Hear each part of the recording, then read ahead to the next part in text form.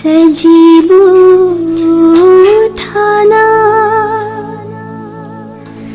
lakpada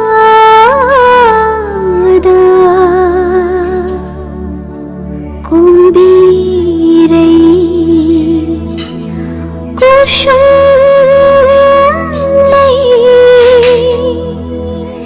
cheirau kai the karatli ho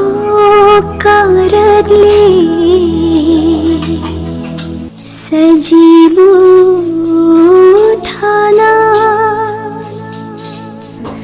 lakpada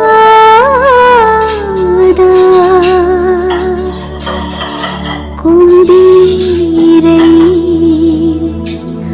kushulai cheirau kai the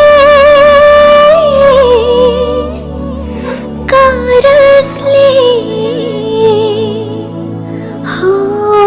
karatli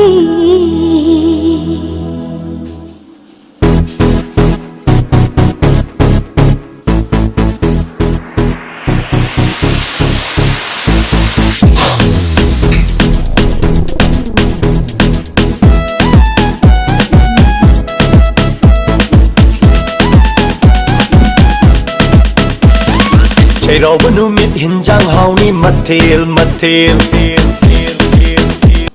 Hello, Miriam. Sisi kan tore sisi yang musiba Miriam oiduri itu hoi musiba di orang kasu. Aku itu koi kita bisi ngasi sajibu Cheiraoba si aku ngasi si tahu tauri. Ado tahu tu si nam kai di esi tungta yunda tahu sabani ado hendak sidi koi sida lemina pemayan sisu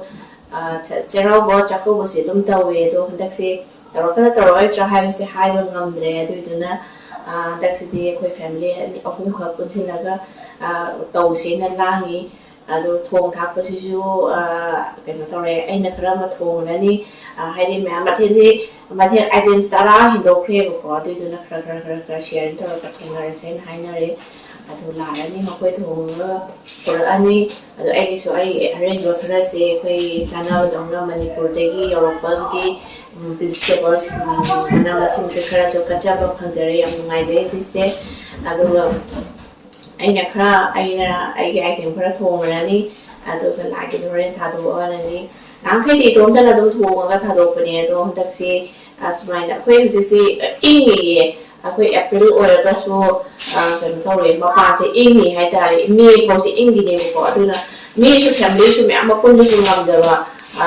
kena tau bagi ing bani nama pada so ko la nga sana ba su ya wai da ba adagi spring body khara chane hai bo pura kena tau tri ko adana imung da dum mayam che mi se family me aga ding ngoi da ne na koi family ahung ta punna balangi adoga summer ora ga di mayam pula ni am ngai je do asi sajibuna Cheiraoba na lakpada mayam puna ma ya ka ro koi ra si nai yaw da na do salam ko yaw da na wat ta pa da ba nungaiba ma oiminarase mayam so hum ni jerry ado ai si lai si ngatan katchari ge ado ga ai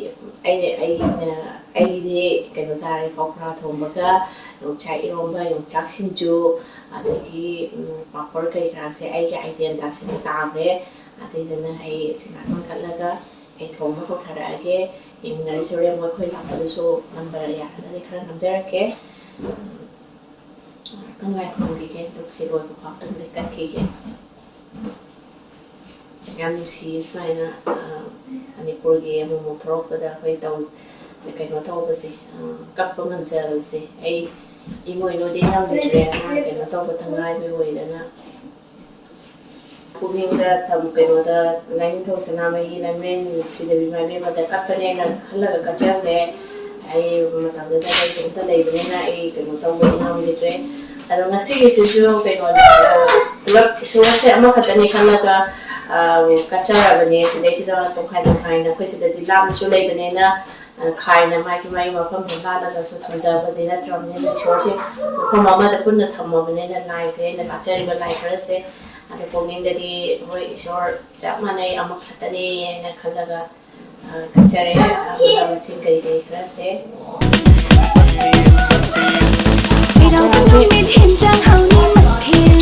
safety ꯌꯥꯝ ꯆꯥꯕ ꯅꯠꯇꯦ ꯑꯗꯣ ꯀꯣꯟꯗꯣꯗ ꯑꯩꯒꯤ ꯄꯀꯣꯔꯥꯁꯦ ꯃꯍꯥꯎꯗꯤ ꯂꯩꯔꯕꯅꯦ ꯃꯍꯥꯎ ꯍꯥꯏꯅꯔꯕꯅꯦ ꯃꯌꯥꯝꯅ ꯆꯥꯕꯗꯤ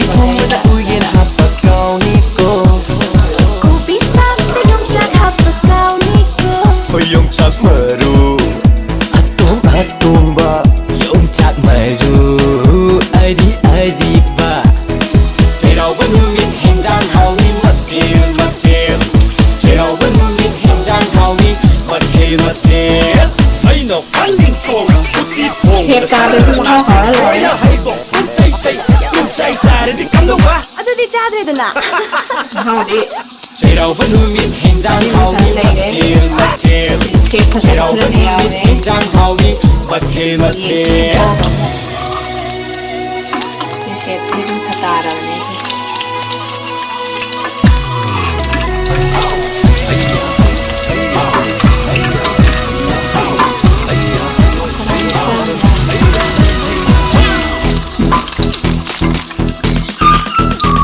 Jeng nhau na cha sen em ma ken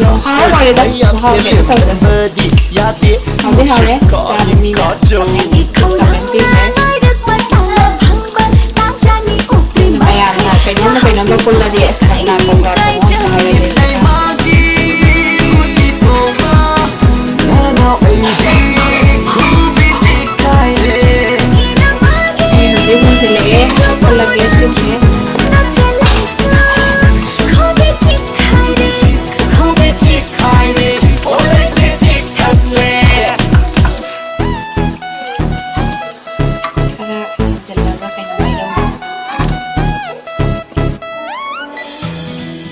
Hujik pokra hauba loire ado asi gravy muk semagena tawre khang se dum pokra Hawai hada bagi di ma pema honung si soidi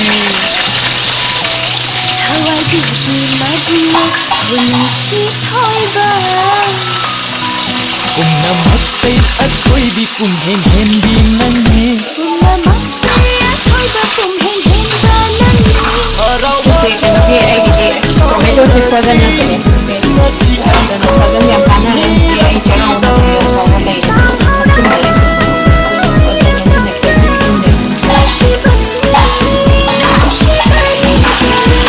very important man chong si ha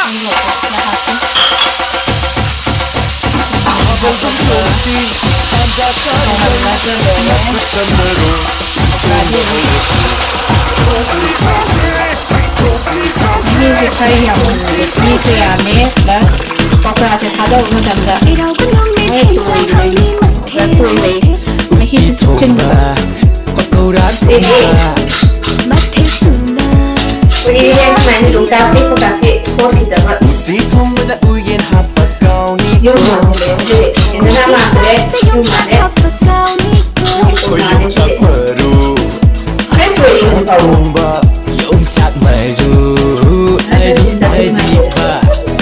Cheiraoba numit henjang hauni mathel आई का तो बस ये या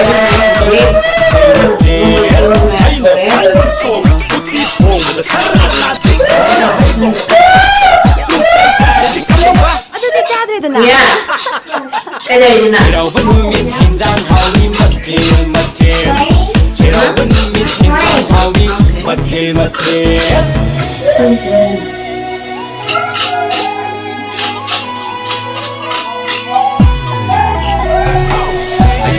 Ini khusus kita oleh program ngobrol ini as kita ada itu masih belum tahu ini lagi tahu ya masih saya tahu sih deh jeng nhau na cha sen em ma ken koi mai am se lem han ba di ya de nung shit ka nin ka jo